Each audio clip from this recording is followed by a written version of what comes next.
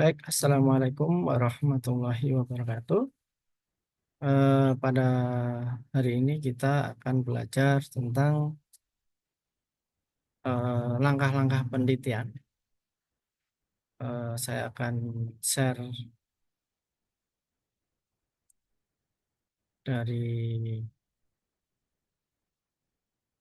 PPT-nya.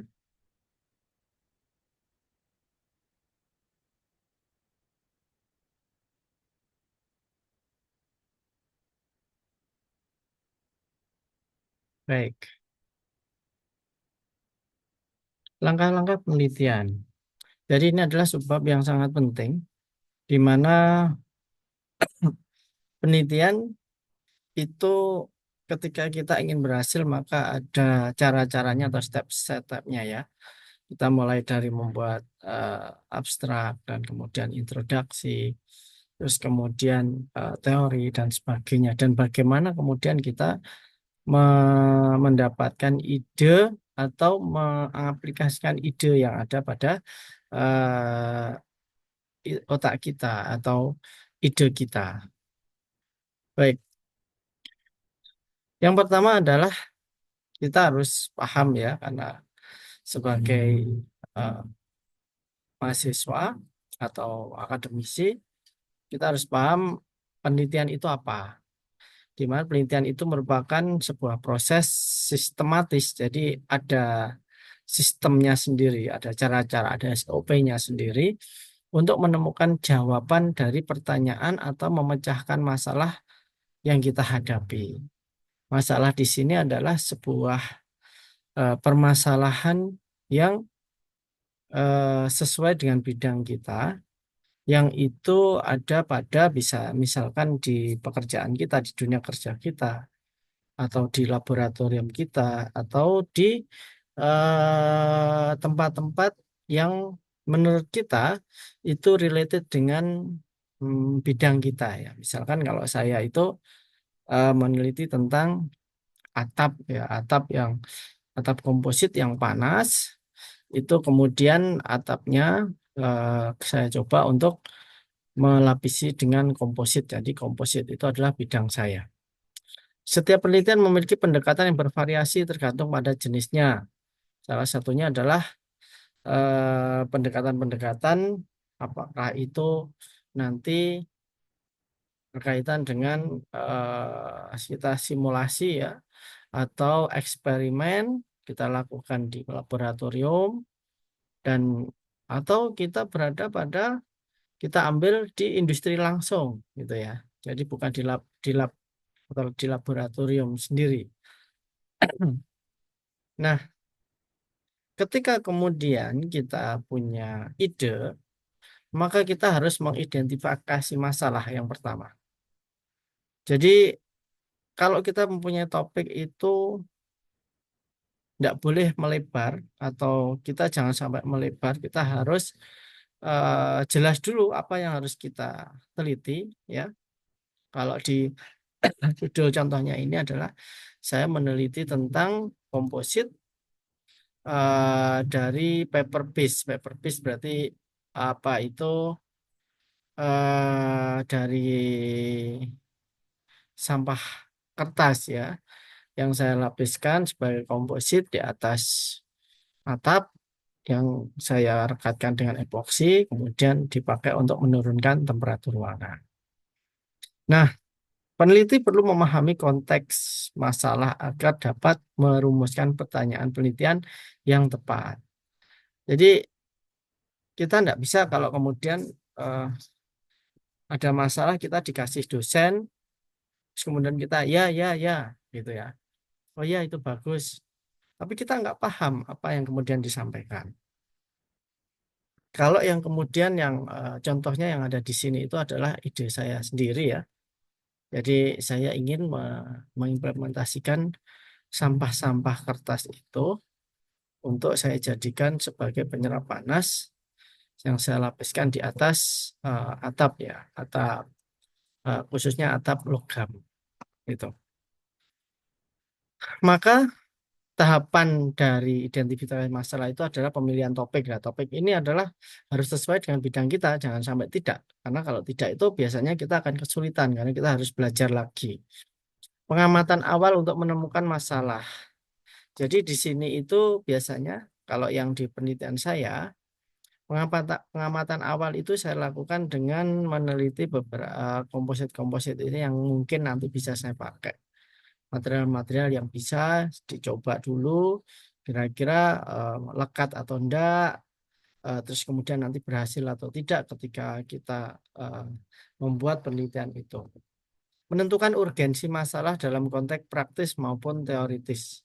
Jadi masalah itu mana sih yang penting yang harus kita bahas.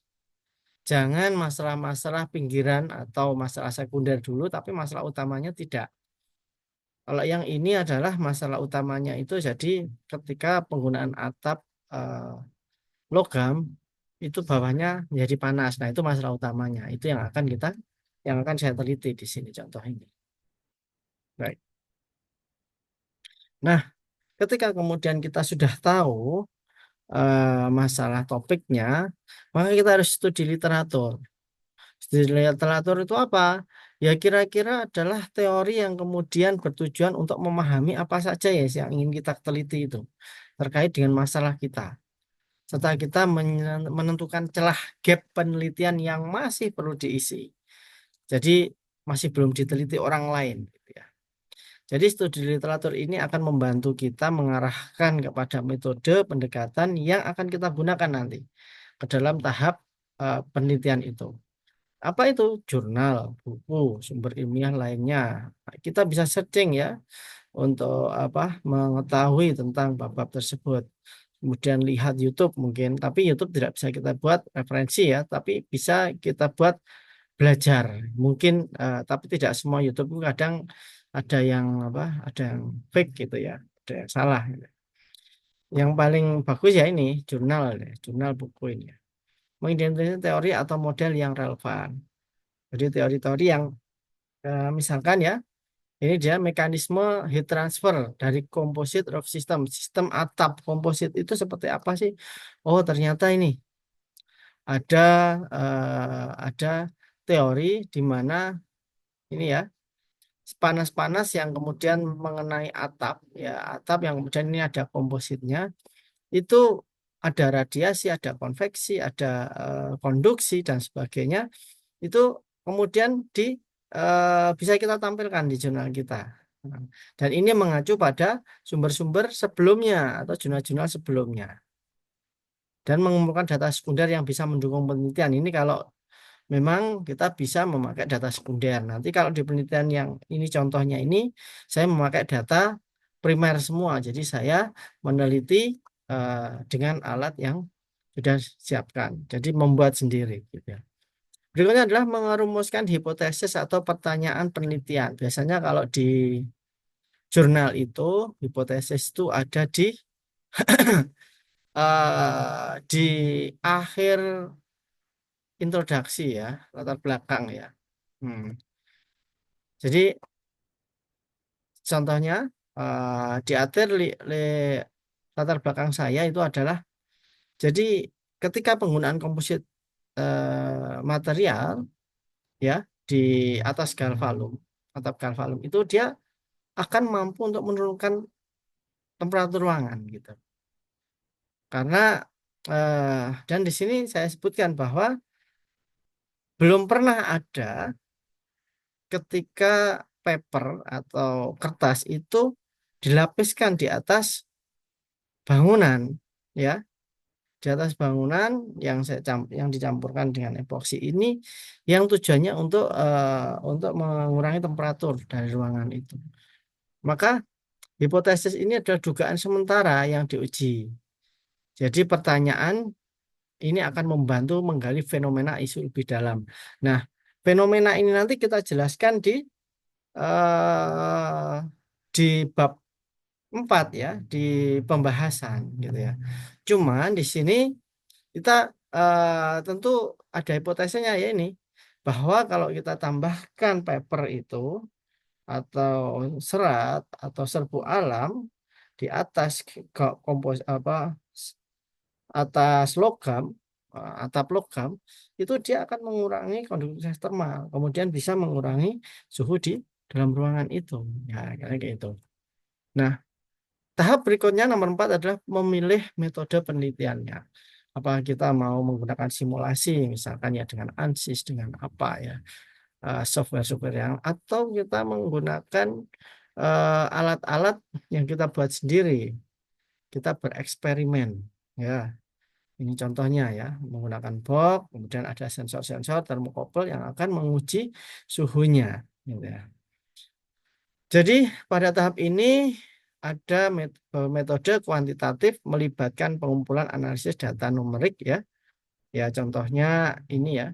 Ya, jadi kita mengukur suhu atau kualitatif data deskriptif, wawancara, observasi. Ini biasanya untuk yang orang-orang sosial, dan metode campuran kombinasi dari kuantitatif dan kualitatif. Jadi ada kita mengukur data juga dengan wawancara. Nah, ini disesuaikan dengan jenis penelitian kita. Penelitian kita apa, yaitu nanti metodenya itu yang akan menyesuaikan. Berikutnya adalah mengumpulkan data.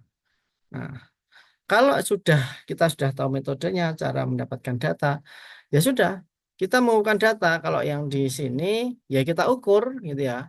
Kita taruh di bawah terik matahari, kita salurkan dengan komputer, termokopelnya dengan Arduino, maka kemudian itu akan datanya akan terserap di komputer, dan dari situ nanti data itu bisa kita analisa. Kalau yang ini kita pakai termogan ya. Jadi data termogan yang sudah kita tembakkan dan di situ tertulis berapa temperaturnya, itu bisa kita kumpulkan data-datanya. Nah, pengumpulan data ini penting karena kemudian data ini yang akan nanti kita analisa selanjutnya. Nah, dari penelitian kita. Nah, setelah data terkumpul, maka bisa kita rata-rata, ya, kita rata-rata dan menjadi sebuah tren. Maka kemudian kita menganalisa, ya, bisa analisa kuantitatif dan kualitatif. Kuantitatif itu menggunakan statistik untuk menguji hubungan atau perbedaan antar variabel. Jadi kalau ini temperatur sama jenis atap. Ya, bagaimana hubungannya? Oh, kalau atapnya A, B, C, D, E, F, jadi ini A, ini yang tanpa lapisan, B, epoksi saja, C, D, E, F itu dengan jenis paper yang berbeda. Oh, ternyata tambahi paper dia bisa semakin menurun. Temperaturnya semakin banyak, papernya dia semakin menurun, misalkan seperti itu. Kualitatif mencari tema atau pola dalam data deskriptif. Biasanya ini ya biasanya di orang-orang sosial ya, bagus, jelek, mendalam, kurang mendalam, dan seterusnya. Jadi peneliti harus memastikan bahwa data dianalisa secara objektif dan tanpa bias. Jadi jelas gitu ya. Pembahasan berikutnya. Nah, semua data yang kumpul, yang kemudian kita keluarkan berupa grafik, itu harus kita interpretasikan. Kita bahas di situ. Nah, tujuannya apa? Agar kita paham apa arti dari hasil penelitian tersebut dalam konteks teori yang ada atau dalam konteks praktisnya. Jadi contohnya kalau yang di penelitian saya ini, bahwa penambahan komposit ya itu ternyata bisa mengurangi temperatur yang ada di dalam ruangan maupun yang ada di atas atap. Karena warnanya juga otomatis berbeda gitu ya. Nah, ini dijelaskan di penjelasan di bab 4 ya, di bab 4 kalau yang di disertasi itu atau di tesis ya. Peneliti juga perlu membandingkan hasil penelitian dengan teman-teman sebelumnya dan mendiskusikan implikasi dari penelitian tersebut. Jadi di sini saya membandingkan penambahan komposit ini dengan yang tidak dibandingkan. Nah, ini yang A ini. A ini dia tanpa lapisan, ini epoksi saja, dan ini yang ada kompositnya. Bisa dibandingkan juga dengan penelitian yang lainnya yang sama dengan ini. Kalau nggak sama ya kita harus mencari pembanding sendiri. Contohnya ini ya, kita mencari pembanding dengan atap yang logam yang tanpa lapisan. Nah, jadi pembanding itu akan mempermudah kita untuk membahas. Ya. bahas dari apa hasil inovasi kita. Apakah itu nanti ada perbedaan atau tidak. Kalau tidak ada perbedaan atau tidak signifikan perbedaan, ya tidak apa-apa, karena ini adalah penelitian. Berikutnya adalah kesimpulan dan rekomendasi. Dari hasil interpretasi pembahasan, peneliti merumuskan kesimpulan. Kita menyimpulkan dari semua ya, semua jenis pengujian yang kita lakukan, kita menyimpulkan. Kesimpulan harus merujuk langsung pada tujuan atau pertanyaan penelitian. Tadi pertanyaannya di awal, di latar belakang itu menanyakan apakah ada hubungannya ketika atap logam itu ditambahi komposit gitu. Nah, di sini dijawab. Kalau tadi ini tadi yang tak masukkan di sini itu yang campurannya batu alam ya. Ternyata batu alam itu mampu loh dia menurunkan, salah satunya adalah karena dia ada higher semiconductor content. Apa itu? Si atau silikon ya, silikon, germanium gitu. Jadi Si memainkan peran penting di sini untuk menurunkan temperatur ruangannya. Rekomendasinya apa? Ya, rekomendasinya nanti di sini bisa kita tuliskan future research. Nah, ini ya. Mana? Future research investing further to use natural stone power to reduce room temperature and decrease energy consumption for cooling purpose during the summer season. Jadi ya kita nambah lagi jenis. Kalau ini kan hanya terbatas empat jenis batu alam. Nanti bisa batu alam kan ratusan bahkan ribuan mungkin ya jenisnya. Yaitu bisa ditambahkan lagi diteliti batu-batu alam yang lain. Jadi kira-kira kayak gitu. Ini kita merekomendasikan setelah kita menyimpulkan bahwa oh ternyata penambahan serbuk batu alam itu mampu loh untuk menurunkan temperatur ruangan gitu. Nah, kalau kemudian kita sudah membuat publikasi ilmiah, jurnal, kemudian kita menyebarluaskan hasilnya, kita publikasikan.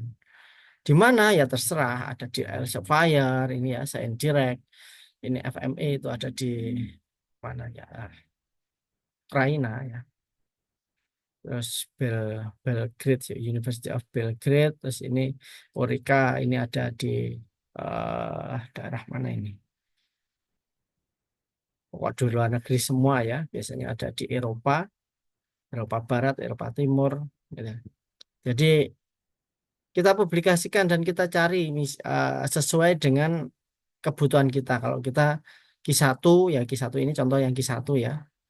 Ini yang publikasi saya, yang Q1, ini yang Q2, ini yang Q3, dan Q4 satunya ya.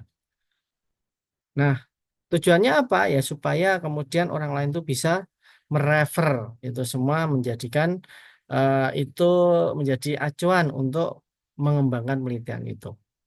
Jadi itu memang salah satu step dari penelitian. Baik, terima kasih. Mungkin bisa untuk latihan ya dari Bapak Ibu sekalian mencari jurnal, cari jurnal reputasi yang mirip dengan penelitian jenengan semua, Anda pelajari, dan ada 8 subbagian di PPT ini yang telah kita bahas di depan, mulai dari apa itu ide, terus kemudian latar belakang, landasan teori, metode, dan sebagainya. Kita pelajari di situ. Kemudian jenengan semua bisa merancang sebuah penelitian sederhana yang di dalamnya terdapat 8 subbab tersebut. Insya Allah kalau sering latihan, pasti jenengan semua bisa untuk membuat sebuah jurnal yang bagus. Nah, nanti kalau mau asistensi bisa WA atau email ke saya. Baik, terima kasih semuanya. Saya rasa cukup sekian. Apabila ada pertanyaan bisa lewat chat ya, WA atau email, atau di Siam juga bisa, atau di Google Classroom. Terima kasih. Assalamualaikum warahmatullahi wabarakatuh.